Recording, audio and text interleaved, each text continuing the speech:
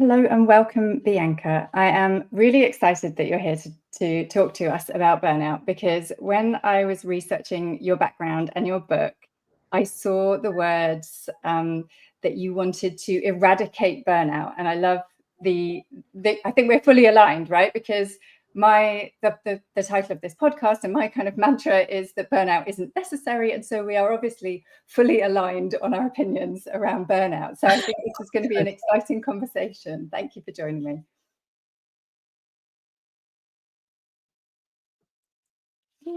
It's frozen. It froze. Was that me? I don't know. I'll start again and we can just cut this first minute out. Okay.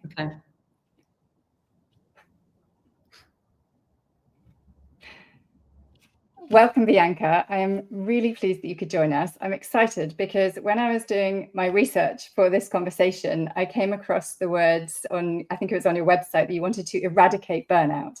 And since this podcast is called Burnout Isn't Necessary, I feel that we are fully aligned. So welcome.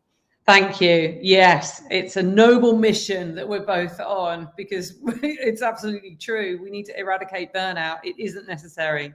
Yeah.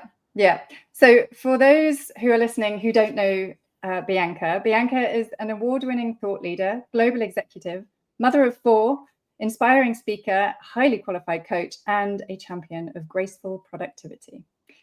Bianca has experience within corporate roles and as an entrepreneur, and she's developed strategies that empower individuals and organizations to thrive. She's on a mission to, here we go, eradicate the global burnout epidemic, impassioned by the belief that work should be a joy and not a struggle. So perfect. I think it's obvious why you're a guest on this podcast. Yes, we're very synchronized. Okay, so you've recently published a book called Big Impact Without Burnout, and it includes 8 energizing strategies to stop struggling and start soaring. What led you to write that book? Well, thank you for having me on the show and for asking. I never set out when I was a little girl to be a burnout expert. That was not the dream. But sadly, life happened. And so I experienced burnout really from my mid-20s right up until 2015, so a decade ago. And for me, life was an adventure of lean into passions, follow what you're interested in. I mean, I always talk about my CV as being a chronology of passions explored. That was just what I did. I leaned into ideas and I seized them with gusto, and I would try and expand them. But of course, what I didn't realize as life kept expanding and expanding is that I would need to modify quite how much I was giving of myself. And they don't teach us that at school.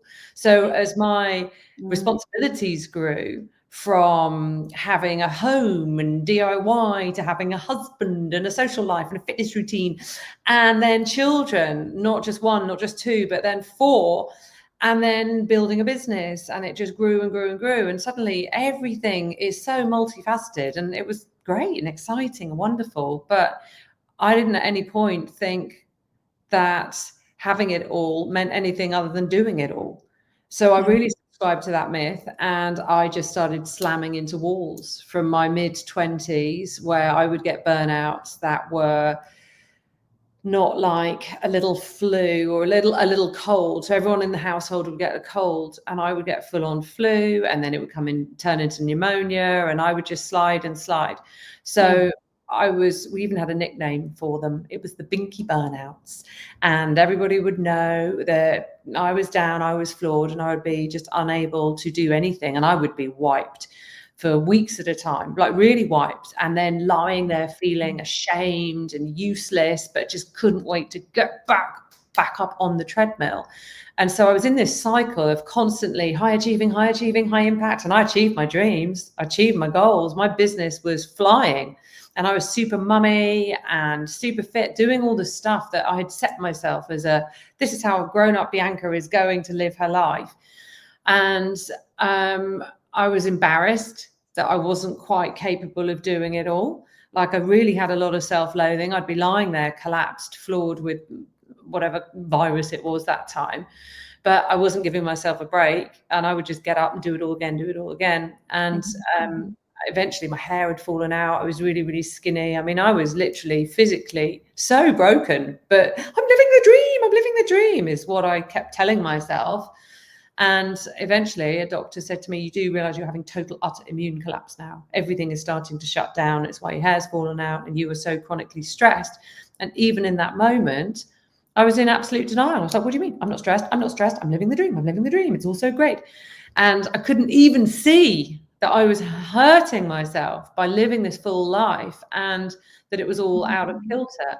So I had to really start the work to understand what is going wrong and what is balance. Does balance exist? And how could I do that without shrinking any of my ambitions? Because I love having loads of kids. I love having a nice home. I love the richness of running a business. And eventually I went into corporate, which has been another amazing ride. But I wanted to keep doing it, but I needed to work out how to self-sustain. And so I spent a long time trialing how to have big impact without burnout. And 2015 was my last burnout. And because it was a gradual process of going from catastrophic being in hospital with immune collapse to gradually having slightly less burnouts, but still having them, until, eventually I got to this place where I was achieving ambitions, feeling happy, feeling fit, feeling on top of everything and not burning out. And so I've bottled that up and started hosting workshops, retreats, and certifying in all sorts of healing modalities over the past decade and a half.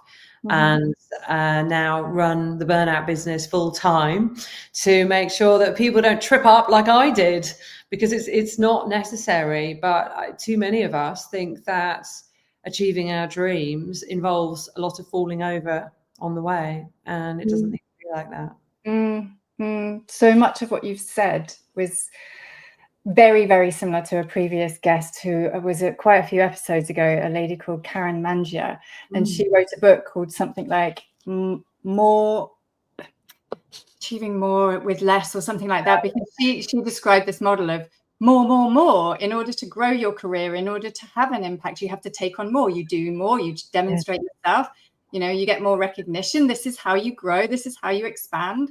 And then there's somewhere where there's a tipping point in your age, in your career. You get to a point where you've said yes to so many things that now you need to change and shift your modus operandus. Like you need to stop taking on more and finding a new way to have that impact without keeping on saying yes. And so absolutely with with her experience, and her experience also ended up, she had terrible chronic health issues as a consequence. Well, the other interesting thing is the different ideologies that you're living your life by. So one of the biggest ones for me was when I was running the business and the 4 children were under 7 and my business was just growing and growing. It was a personalized gift business, right place, right time. It just exploded. I had a belief that I would be failing as a mother if I had childcare. And so I was literally running the business around the children all day. My home had workers in it. Every single room was set up for a different department. The printer was in the nursery. The garage was the production area. Customer service was in the playroom. I was in the lounge. People were coming into the house, kicking the potties out of the way. I mean, I was literally running life as a mummy and an entrepreneur. And then when I would get the children to bed at the end of the day, I would then start work and do my thinking work, and thought it was normal to work through the night. And I just disregarded sleep. And it took me years to unpack this belief system that childcare meant I was failing as a mother. And it was only after that time the doctor said I was stressed and having a immune collapse and I had to stop, that I looked at every aspect of my life and I realized, wow, I actually can succeed as a mummy with childcare. And that was huge for me to unravel that. So yeah, it was tough. Wow. Yeah, that sounds wow. Bonkers. It's bonkers, but it's because I'd been raised by a mum who was a stay-at-home mum, and I thought she was an amazing mummy. And so I'd subconsciously gone, well, that's how mummies are, and I'm going to be a great mum like that too. And it I couldn't be. I was no use to anyone. I was in bed. I couldn't even be a mum when I was burnt out. I had to rely on family and colleagues, and I couldn't do anything. So, but that's the thing. I think we subscribe to these myths that are wonky beliefs. We don't even realize, because we're just living in honor of other people's success ideologies. And that's the work, the really stark work we need to do to unpack how we're living and what actually serves us, not anyone else. And so interesting that you didn't recognize stress in your life. I don't know, perhaps you were still in the mindset of it's all fantastic and I'm living the dream and I've built the business and I've got these lovely kids. And I'm assuming that just blinded you to the fact that actually you were running on adrenaline. I mean, that sounds like a life that just has to run on caffeine and adrenaline, because you're not running on good sleep, right? Yeah, it was absolutely that. It was almost an addiction to the buzz. The buzzy high of productivity. And this is why I care so much about my mantra around graceful productivity, success with grace. There was no grace to my achievements. There was just frenetic buzz, buzz, buzz. And that buzz is unsustainable. Yeah. And you're right to notice that. It wasn't stress. I thought it was excitement. And I thought excitement was great, but it was stress. It was absolute stress. Yeah. It's very interesting, because I know for one, within my story, I recognize that living on adrenaline, bit of caffeine, a lot of adrenaline, unachievable, like it's just unsustainable way of like living, working, not sleeping enough, etc. So I recognize that, but not just that, the living on a wire and enjoying that sense of feeling like, when I feel this level of adrenaline, this is me at my most productive. This is me as I'm making my impact. This is how I deliver value to the world. And so just like you said, becoming addicted to that wired way of living and not recognizing it as stress. I wouldn't have seen it. I don't think I'd have seen it as stress. I would have seen it as, this is how I make an impact. This is how I show up in the world as somebody that's dynamic and motivating. It feels motivating. Yeah. I didn't want to really be another way. Exactly. Well, and because it becomes such an ingrained pattern, even now I will have mornings where I wake up and I'm in buzz mode, and I have to catch myself and go, hang on a minute. No, you don't need a coffee today. I'm very, very sensitive to caffeine, which is why it was so easy for me to use it as a fuel back then. And a lot of the work I do now, I teach about fake energy and becoming aware of when you're using fake energy. But I will notice a behavior in myself where if I wake up and I feel good, if I've had the sleep that I needed and I feel good and I'm in peak vitality, there's something about, if I've got a busy work schedule and I really feel like I'm going to achieve a lot today, or I'm excited about what impact I'm going to have today, there's some memory that is, well, great, have a coffee, why don't you? And make it even more magnificent, honestly. And I've gone to therapists. I work with therapists now. I'm such a believer in constant therapy. And even last week, I was with my therapist saying it's bubbled up again. And she was advising me to just, it's okay. There's the yin and the yang, and that sort of doing yang of just make sure I have my impact is strong, and it's served me and it's wonderful. But the soft yin, the flowy energy that I'm mainly in now, just needs to integrate. And some days it's a little bit more present, that I need to be working on integrating it and be conscious of it. So it's not easy. It's not easy. That it is addictive. Yeah. And that's so interesting that you bring that up now about this integration, because it's actually something I've been reflecting on. We were on holiday over Easter, and I really let go in it, like really relaxed, really enjoyed it in a way that I hadn't allowed myself to do before, and observed myself in a far more feminine, relaxed, flowing yin kind of style of Hannah. And then wanting to bring that back with me. But when you're back in your environment, you're back in, back in the busyness of life, but also back in all the environmental triggers that you associate your behavior with. And suddenly I'm now grappling with this integration of the Hannah that I just want to bring a bit more of. Yeah, so I think it's very interesting that you've raised that. Well, go on. No, go on. I was going to say, I wanted to dive into your comment about fake energy, but if you had something else on the yin and integration topic before we move on to fake energy, then please do. The last strategy in my book is around fulfillment. And I don't believe we can ever feel truly fulfilled unless we are honoring our values. And in doing so, we step into a place of true integrity. And so you talking about integration of the softer you, that is who you are, but making sure that we are aware of that true soulful self, the essence of Hannah, and integrating that into our lives. That's what we're actually seeking. And the work that we're doing is to get to this place of fulfillment where we're operating in integrity consistently. And the challenge that we have is when we're in this duality of, well, I need to be this person to survive in a certain way. And it's so exhausting, whether it's turning up in the boardroom in a black pinstripe suit, or what I did when I went into corporate, cutting a fringe and just wearing suits every day and not being me. It's exhausting, and it might be impactful, and we might get promoted and we might earn loads of money. But actually, if we're not being authentically ourselves, we're not in integrity. And it's that distance between who we are in integrity and that effort it takes to maintain duality that creates the demise into burnout. It really does.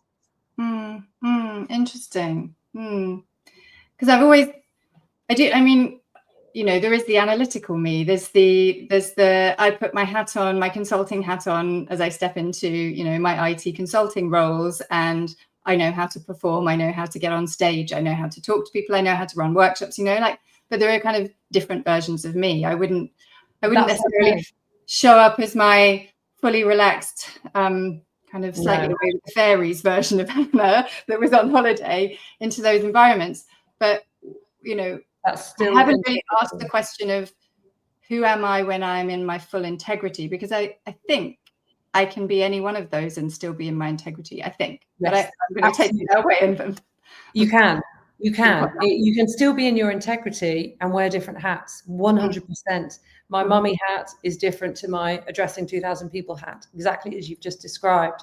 But making sure that I show up in integrity makes all of that easier. It makes me vibe in a way that makes me naturally happier. It energizes me. And that's the difference. And too many people are just living out of their own integrity in all these different arenas. And that is why there's so much sliding down the scale into burnout.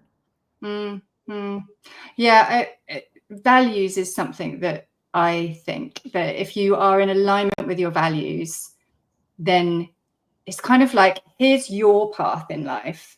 And there are all these things that will distract you from your path in life, and expectations, what you think other people think you should be doing, all that sort of stuff, and being motivated by things that don't really mean anything to you, that you haven't really tapped into what really lights you up, but you think that it's money, or you think that it's the house, or you think that it's the job title, or whatever. And so there are all these things that will take you off your path. And if you're true to your values, you will come back to that path and of yours.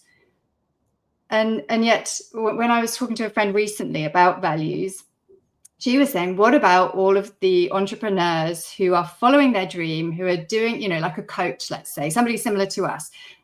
Now, I've realized that becoming an entrepreneur does not burnout proof you. So my burnout was in corporate, but doing your own thing doesn't protect you from burnout. And that in being an entrepreneur, you find yourself wearing a whole different set of hats. So suddenly you have to become the marketing person, the salesperson, everything for your business. And you may overinvest in your business and start neglecting your family or your friends or your fitness or the other things that you value. But I think that's Yeah, so it was just a discussion that we were having about how somebody can be fulfilled by what they're doing, and yet, so I would say that they are becoming misaligned again with their values because they're over pursuing one value, Yes. but then neglecting the others. And so Yeah. I'm interested in your thoughts on that. Because I work as an energy coach as well as a classic life coach or executive coach, I am always interested in following the energy. So I'm looking at the resonance of where we're focusing our attention, and is that igniting us positively or is it draining us? And if you start to follow the energy associated with honoring different values, you very quickly start to see if there's potential misalignment, and you start to course correct. So values are brilliant as those guiding light posts to how am I going to honor my values as I work, as I behave, as I love, and ensure that I'm integrating the values. But when it comes down to actually sensing, am I over-indexing in one, to use your analogy, then it's about following the energy. And only we can individually, bio-individually, identify what is actually pulling us out of kilter or not. And it's up to us to architect our lives in honor of that vibrational pull. So with my clients, we do lots of breath work and we get into the body, and it's all out of the mind, into the body, and it's how do you feel? And I'm trying to sense the different almost electric pulses around different aspects and different dimensions of their lives, so that we can understand if there are gaps or blockages. And I work with the biofield.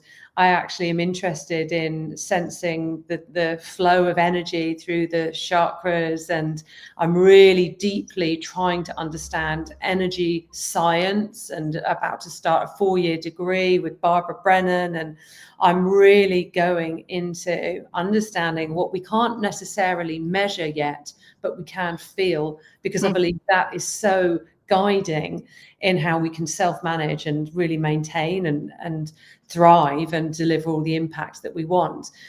But it's very out there. So if I was sitting with you and your friends and we were having a bit of a chat, I'd bring it into energy. I really would.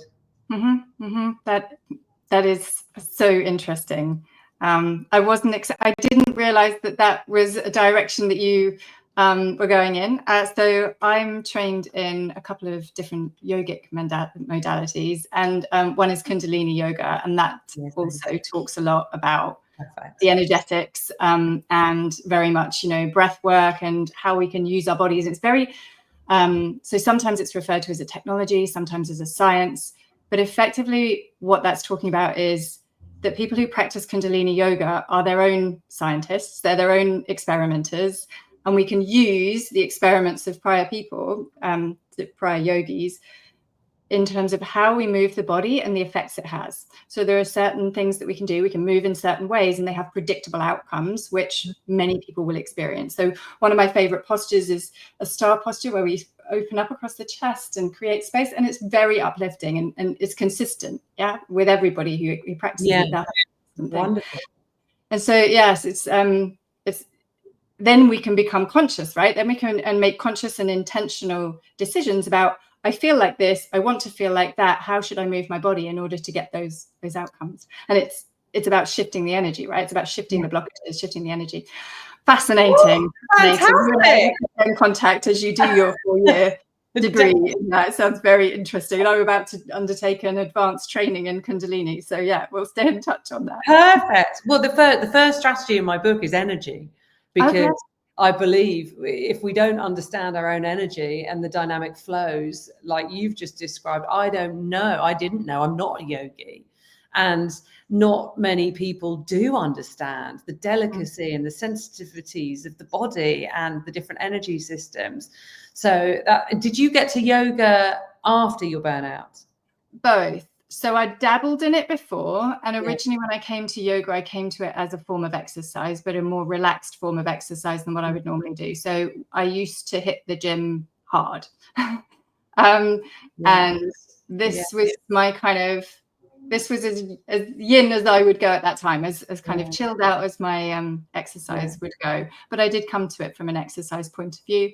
And then the more I did it, the more the relaxation, the meditation stuff that's also entwined in it became what I was returning to it for. Okay. And for me, it was a big game changer in a couple of ways. So first of all, in my burnout recovery. So first of all, I started doing a morning practice and committing to a morning practice, which subconsciously, I didn't realize it. It wasn't a conscious thing, but subconsciously, what I then was doing was I matter most, I serve myself first. So there was this subconscious message that by showing up every morning, and to begin with, that was the Hannah, you're going to get on your mat and you are going to at least spend yeah, I did have to be quite rigid with myself. But by doing that subconsciously over time, I began to improve my self-worth because I was showing up for myself first every day. The other thing that was happening was as you move through yoga practices, some of them are quite fast and it's quite hard to, you're still quite externally focused because you're just trying to keep up with the instructor in front of you and you've got no idea what a warrior one looks like and you're frantically looking around the room and then they've got to move to the next posture. And so some classes are not quite like this. But many practices encourage you to experience how you feel in your body at that moment and become introspective and really tune in to what's happening in your body. And that was a broken skill for me at the time when I experienced burnout. I think I would sit and I would work long hours and I wouldn't listen to my body about thirst or hunger or needing the toilet or anything. I was just becoming a bit mechanical and disconnecting. And I think at the point that I was in burnout, I was all in my head, very busy, very, very busy, like, constant negative thoughts that just ran and fed off of one another and just ended up in places that shouldn't have ended up in, because it was all just kind of busyness in the head and all intertwined thought trails and not grounding into my body. And that was the other thing that yoga was beginning to gently show me how to do, to begin to listen to my body and tune in and ground and become a little bit less crazy, chaotic, head brain. Amazing. And amazing. I've never got into yoga myself, but I'm very into the breath work, the body, the meditation and the stretching. And my morning exercises, I'll do some poses, but I'm not flexible and I can't get myself into that. And I forced myself, I even made myself go on a yoga retreat. I was like, right, you're going to do a whole week. And I tried again 5 years later, but I'm happy with my decisions. And in my definition of yoga, everything that you've just described that you do is yoga. So because I would be more all-inclusive in my description of yoga. Yoga has 8 limbs and it's not all about being able to touch your toes. And in fact, my hamstrings are not great. Okay. Oh, that makes me feel better. Thank you. My glamour dog is not ideal, but I am still a qualified yoga teacher and I practice yoga every day because it's my version of yoga, which is the all-encompassing version. And much of it is about breath work. I mean, breath work, pranayama, is one of the 8 limbs of yoga. And asana, the physical movement, is only one of the 8 limbs. So breath work has kind of an equal relevance. Many of them are about how you live your life. And understanding, like meditative states. So actually yoga is far more all-encompassing than being able to wrap your legs around your head. That's great. Thank you. Well, maybe I am into yoga then. You're already doing it. You've just found your version of yoga and it's not the get yourself in the mirror and trying to wrap your leg around your head style of yoga. Right, well, we've gone on topics. I love the way that these conversations, we always have an idea of what we're going to cover and then we always just dig into wherever it takes us. But let's come back to this point about fake energy, because both you and I were running on that adrenaline and that coffee, burning fuel that we didn't have in our bodies, right? And thus the ending up in burnout. So let's talk about, how do we understand the difference between a sustainable energy and living in a sustainable way versus living on fumes and fake energy?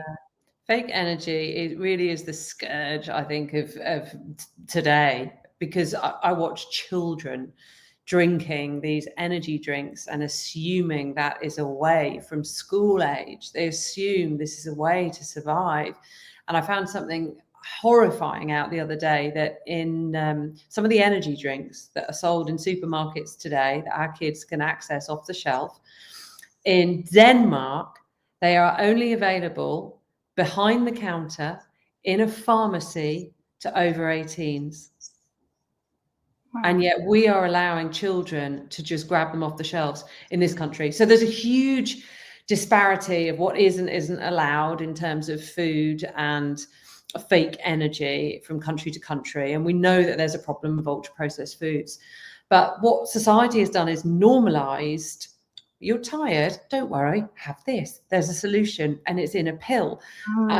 Or an energy drink or a cup of coffee. And we've really normalized that. And each one of us will have a different response to, how do I pep myself up? And for someone, it might be the sugary donut at 3 o'clock in the afternoon. For someone, it might be a Lucozade Sport. For someone, it might be Prosecco. That used to be my favorite thing. Friday night, absolutely shattered. I wanted to go out in high heels and sparkly trousers and drink shed loads of Prosecco. That used to be my way of getting fake energy to keep going and going, even though my body was like, lie down, read a book. But no, I would keep going. If we have a cold, normal medications, like a really common Lemsip, for instance, just packed full of phenylalanine and caffeine. And so constantly we have access to stimulants which are giving us fake energy. And because society has normalized that, we're lulled into this reality that is keep going, keep pushing through, ignore your body, ignore the fact that you're shattered, ignore the fact that it's time to sleep, push. And as well as these fake stimulants, we've got warped potential ideologies. Like, I grew up in the 80s, which was all work hard, play hard. Sleep is for babies. It was not a culture of nurture and nourish. And that has shifted a lot now, where sleep is revered as rightly as it should be. But the fact that so many of us are living in this high-wired, faked realm of caffeine dependency and artificial stimulants, uppers, and then we wonder why we can't sleep and we can't relax. What it's doing is it's actually destabilizing our homeostatic state. So our physical state is constantly being pulled away from its natural, gentle state. And that takes its toll. So it's very much robbing Peter to pay Paul. You might get that little short-term high, that short-term kick, but ultimately it is just going to batter you. And it's creating a subtle stress that is depleting you energetically. And it might make you feel a little bit mentally sharper initially as you get that kick of energy. But ultimately, the physical debilitation will start to slow you down, and then the lows start to become a lot worse, and you're weakening your immune system when you're not in harmony, when you're not living in harmony with your natural energetic rhythms and that natural cadence that you bio-individually have. When you disregard that, you're creating a constant simmering stress that just eventually takes its toll. So you're just increasing the likelihood that you're going to be susceptible to burnout because you're just not listening to your body. And it's a huge problem. And one of the things that bothers me most in this arena is caffeine, because I actually see caffeine. I wrote a blog recently about this: is caffeine as dangerous as cocaine? Because there are people like myself who are very sensitive to caffeine, and yet it's normalized. Have another. And society encourages and celebrates coffee culture and caffeine. And yet I believe if we actually eliminated caffeine, which at its source is a pesticide, it's not actually designed for human consumption.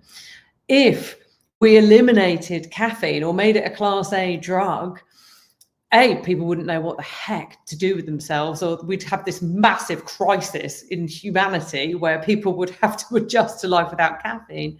But B, I think we'd start to get a little bit closer back to natural energetic rhythms, and we'd start to self-manage more competently, because we're so far from even understanding what our natural rhythms are. When do people have a cold and just go, I'm going to go to bed today with some chicken soup and some hot water and lemon? Obviously, I'm generalizing massively, but there's so much out there that just says, ignore that cold, take this pill or potion and push on through. And it's really bad. Yeah. Which I think loops us back to what we were talking about before, about being in your head and being disconnected from your body. And we lose, I've talked quite a lot recently about interoception, which is the ability to bring to your awareness the messages from your body. How do you feel, etc. And that in burnout, you don't normally have that because you're just so disconnected. You just haven't got a clue. And so effectively, these energy drinks and caffeine and so on are adding to that, because it's another way that we can ignore what our body's telling us, in much the same way that if we've got, if we've got something that's painful and we just continually take painkillers for it and dull out the pain, we're not actually solving the root cause of the problem. And likewise, energetically, if every time we feel like we're a little bit tired, we're not replenishing ourselves, but instead we're just artificially fixing the problem, then we're not addressing the root cause. And in fact, we're making it worse, because we're now turning down the kind of, we're telling our body that those signals are not important, that our desire for sleep is not important, that we don't recognize that, we don't acknowledge that, we don't value that, we don't prioritize that. Absolutely. In fact, bringing us closer to burnout. Yeah, and then there's an example as well. It's not just fake energy, doesn't just have to be food or drink. Exercise, you'll know, gives you a great adrenaline kick and a lovely high. I had a client who was feeling exhausted, absolutely shattered at the end of the day, like really not feeling great, but so used to feeling shattered and exhausted, she pushed on through, went to the gym, assuming that would give her a bit more energy. And she woke up in an ambulance. She collapsed in the gym, in the changing rooms, didn't even make it into doing her workout, because she was at the time chronically anemic. So that was the cause. But the fact that she had shut down her receptivity to her body's warning signals just shows it's such a good example of what a crisis that we're in societally. Yeah. So you've touched on in your book title, there's the 8 energizing strategies, and you've mentioned, so the first one was around energy and the 8th one was around values. Can you give us a quick tour of what the others are? So the first 4 strategies are all about going within, because I really believe without the solid inner foundations, you can't actually go out and have the impact you want in the world. So the first 4 are inner, and then the latter 4 are about going out into the world. So the first one is around energy. So tuning into your bio-individuality to learn to optimize your energy. And basically you build your harmonic energy state map, because that's my desire, that we all learn our individuality and work out how to get to this optimal energized state. Then the second one is around mindset, and really ensuring that we step out of victim into self-accountability. And no, it's not anyone else's fault, and there's no point blaming the boss or the kids or the husband or the wife, because actually we need to take accountability for how are we showing up for ourselves, which I love that you've just drawn out there. And then the third strategy is around time.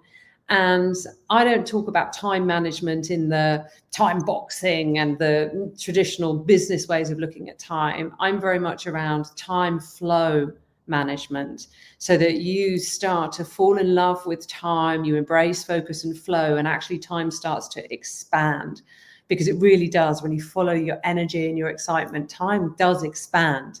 The example I always use is when you fall in love, suddenly, you've got all the time in the world to be with that person, and it just expands. So the third strategy is time. And then the fourth strategy is purpose.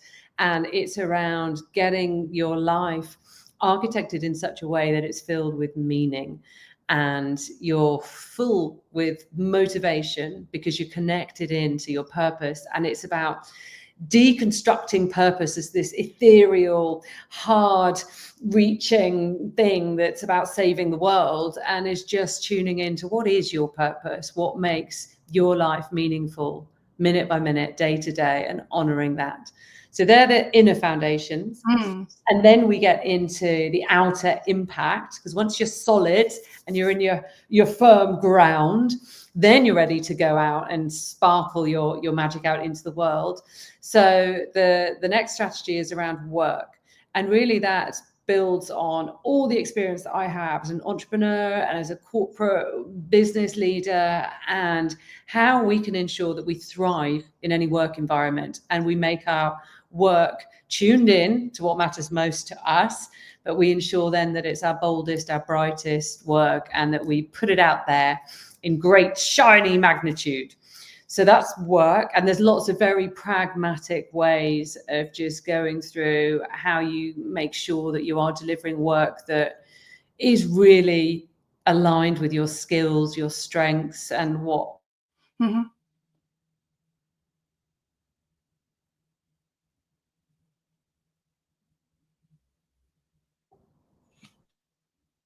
Did we freeze? Did I freeze? We did.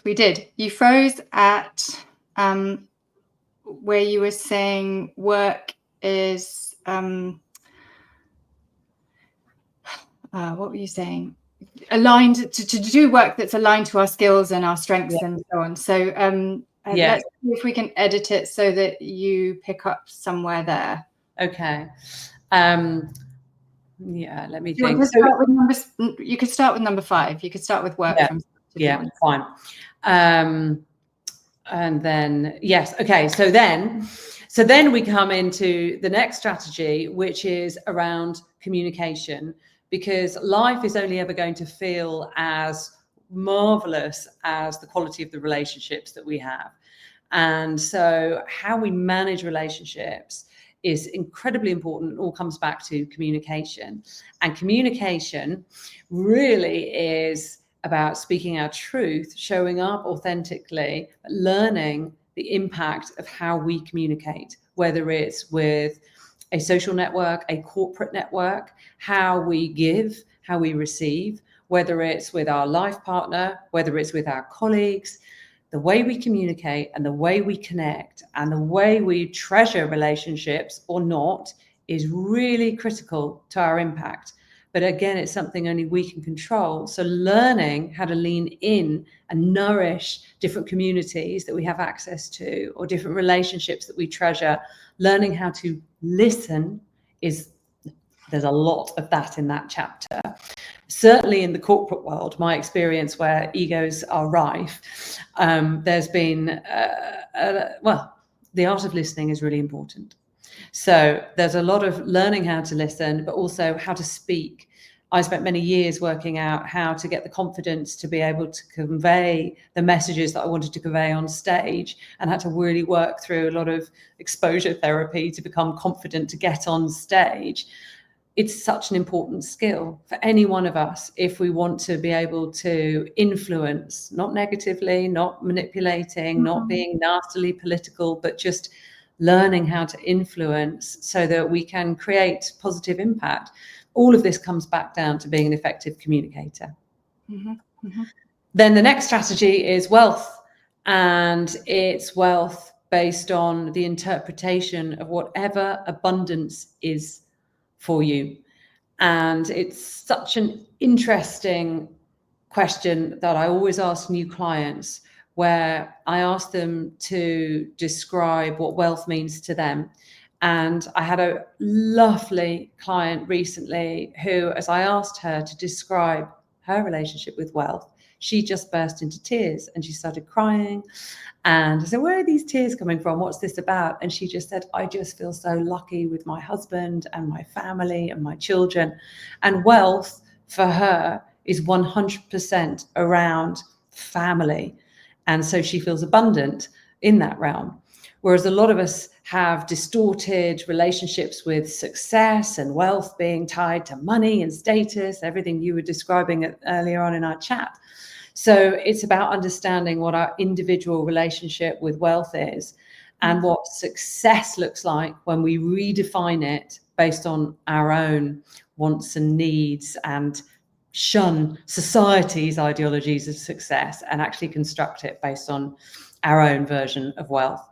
So that's that chapter. And then the last one is around fulfillment, where we step into integrity. Wow, that sounds like a really rich set of topics to explore in a book. I haven't read your book, I will be honest, but that's okay. After listening to you describe it, it sounds really rich and deep, and yeah, I love those topics. I love what you've got in your eight strategies. So maybe I will. Maybe I will. Thank you. Please do. Let me know what you think. Before we wrap up, is there anything that you wanted to leave the audience with? Is there anything that any parting messages? If there's one thing that they could take away from this conversation, what would that be? I absolutely believe that you are the star of your own story. And I really believe each and every one of us has the right and the potential to sparkle and shine. And please just don't ever forget that.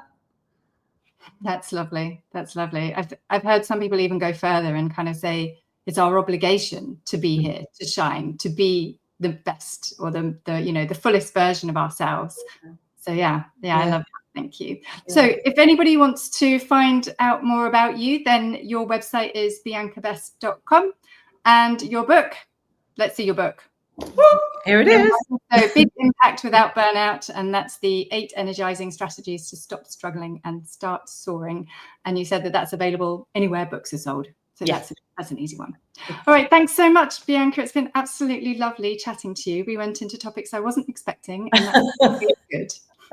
Likewise. Thank you so much for having me. It's such an important podcast. Thank you so much. Thank you.